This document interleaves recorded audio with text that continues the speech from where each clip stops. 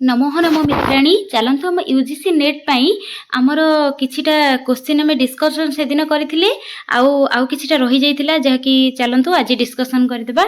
तो चली चैनल रे जोड़ी होबा पई चाहुचंती तेबे वीडियो टिको शेष पर्यंत देखंतु आउ किछि इंपोर्टेंट क्वेश्चन मध्य मने रखि परिबे एथिरु। तो चैनल रे को आउर किछि एमती क्लास देखिया पई लाइक शेयर सब्सक्राइब कर देबे। जय जगन्नाथ। चलंतु क्लास स्टार्ट करबा। प्रथम क्वेश्चन होची हमर कोन ना मधुसूदन ग्रंथ हमर जणे अछंती जे कि हमर मधुसूदन सरस्वती। मधुसूदन सरस्वतींकर हमर मधुसूदन सरस्वती जे रहिले तांकर ग्रंथ कोन?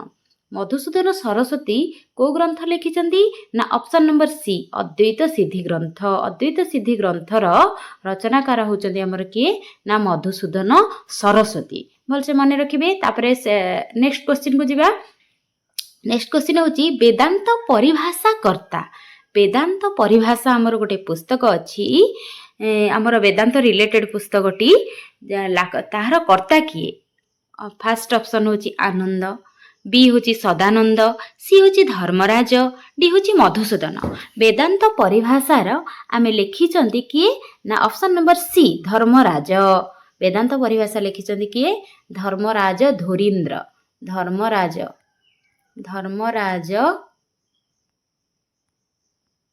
धुरीन्द्र आमर वेदांत परिभाषा लिखिचंती किए ना धर्मराज धुरीन्द्र। मन रही गला। तापरे जीवा नेक्स्ट क्वेश्चन को वेदांत सारर प्रवर्तक। एटा समस्ते जानी थिबे वेदांत सारर प्रवर्तक होचंदी हमर किए ना option number A Anand, option number B Sadanand, option number C Dharmaraj, option number D Madhusudan. Answer होची हमर कोन ना option number B Sadanand. Sadanand होचंदी हमर सदानंद योगीन्द्र जे रहिले सी होची हमर वेदांत सारर प्रवर्तक। चलंतु दिबा नेक्स्ट क्वेश्चन को ख्यातिवाद। ख्यातिवाद कहिले कोन ना हमर टोटली अछि हमर पंच ख्याति।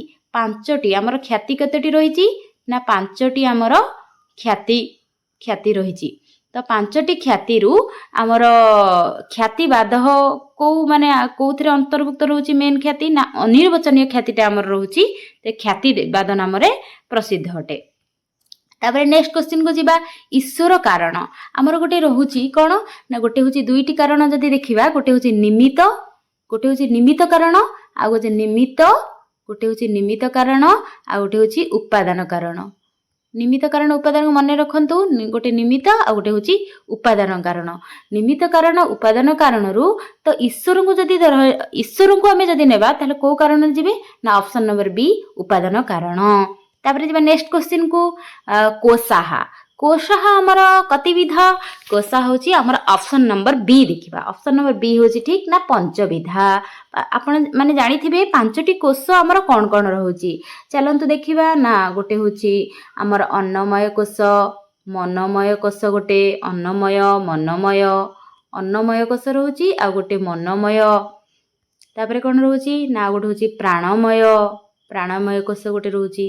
पांचटी कोश जदी देखिबा कोन ना अन्नमय, प्राणमय आ गोटे कोन ना हमर रहिबो विज्ञानमय गोटे कोश रहउची। अन्नमय, प्राणमय, विज्ञानमय गोटे आ गोटे छि आनंदमय कोश। हमर पांचटी कोश रहउची। ध्यान से मन रखंतु आर क्रम मध्ये पकई थाई उल्टा पल्टा करकी। तो हमर पांचटी कोश होची अन्नमय, मनमय, विज्ञानमय, आनंदमय। पांचटी कोश रहउची। चलंतु देखिबा नेक्स्ट क्वेश्चन को अवस्था। अवस्था हमर कतिविधा? अवस्था होची हमर ऑप्शन नंबर सी होची ठीक ना त्रयविधा होची हमर अवस्था। अवस्था कहिले हमर तीनटा कोन कोन नाले मन रखंतु गोटे होची जाग्रत अवस्था आ गोटे स्वप्न अवस्था आ गोटे कहिले कोन जाग्रत स्वप्न आ गोटे होची हमर सुसुप्ति। हमर तीनटा अवस्था मन रखंतु हमर अवस्था होची तीनटा कोन कोन ना गोटे होची जाग्रत आ गोटे होची स्वप्नावस्था आ गोटे सुसुप्ति अवस्था। चलन देखिबा नेक्स्ट क्वेश्चन विवर्तवाद। विवर्तवाद हमर कहार? एटा हमर केउ दर्शन शास्त्र रे विवर्तवाद को बेसिकली ग्रहण करा जाए। तो विवर्तवाद जदी देखिबा हमर ऑप्शन नंबर बी होची ठीक अद्वैत वेदांत दर्शन। अद्वैत वेदांत दर्शन रे हमर जाउची कोन ना विवर्तवाद। ये क्वेश्चन पकई दिए विवर्तवाद कहार एटा इंपोर्टेंट क्वेश्चन तो विवर्तवाद होची हमर अद्वैत वेदांत दर्शन चलंतु तार देखिबा नेक्स्ट क्वेश्चन देखिबा पंचीकरण पंचीकरण हमर दर्शन शास्त्र रे गोटे फेमस जिनसटे पंचीकरण ही सृष्टि प्रक्रिया हमर सृष्टि होइथा बोली कहा जाए तो पंचीकरण आमे काहाकू माने को ऑप्शन टा देखिबा ना पंचीकरण प्रक्रिया रो हमर ये मुख्य रहूची ऑप्शन नंबर ए जीव ऑप्शन नंबर बी ईश्वर ऑप्शन नंबर सी सृष्टि ऑप्शन नंबर डी प्रलय ताले कोटा हमर ठीक हबो पंचीकरण रे हमर जाउचंदी ऑप्शन नंबर सी सृष्टि पंचीकरण ही हमर सृष्टि प्रक्रिया सृष्टि हिते तो सेति भाई पंचीकरण में सृष्टि होला आंसर तो नेक्स्ट क्वेश्चन देखिबा तो सत्ता प्रकार सत्ता हमर कति विधा सत्ता जदि देखिबा ऑप्शन नंबर बी होची ठीक हमर सत्ता होची त्रिविधा त्रिविधा जदि देखिबा सत्ता होची हमर तीनिटा की सत्ता हमर रहूची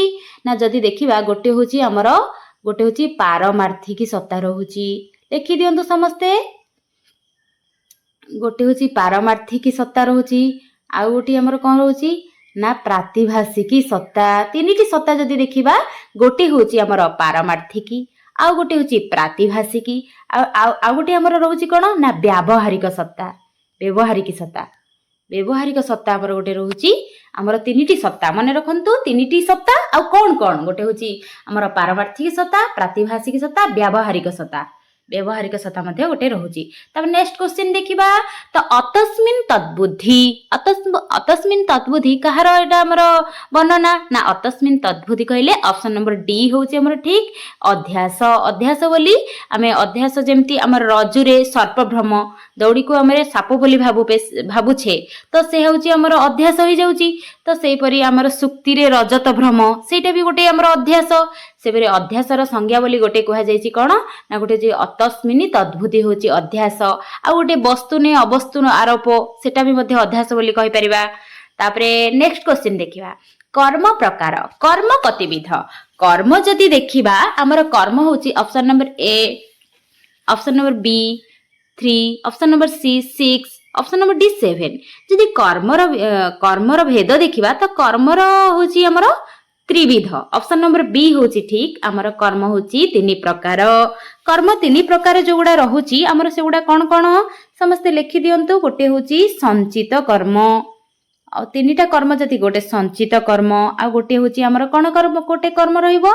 ना गोटे होची प्रारब्ध कर्म आ गोटे के कर्म ना क्रियमाण कर्म ताकू हमें आगामी बोधि कहि परिबा त्रिविध हमर कर्म होची त्रिविध गोटे होची संचित कर्म आ गोटे होची प्रारब्ध कर्म आ गोटे होची क्रियमाण कर्म आ माने कोन बुझितिबे संचित कर्म कहिले आमे पूर्व जन्म रे जो कर्म करि थाए से गुडे जे संचित होई जो गुडा रहि थाए ताको आमे संचित कर्म बोली कहिबा प्रारब्ध कर्म आमे संचित कर्म रु जो ए जन्म रे जोटा भोग करूछे ताको आमे प्रारब्ध कर्म बोली कहिबा क्रियमाण कर्म कहिले कोन ना क्रियमाण कर्म कहिले एही जन्म रे आमे जो कर्म करे जहा कि भविष्यत रे फल दबो सेटाकू आमे क्रियमाण कर्म बोली कहिबा चलंतु नेक्स्ट क्वेश्चन देखिबा वेदांत शब्द नास्ति वेदांत शब्द हमर कोथिरे नाही ना वेदांत शब्द हमर नाही को ग्रंथ रे ना हमर फर्स्ट ऑप्शन अछि कठ से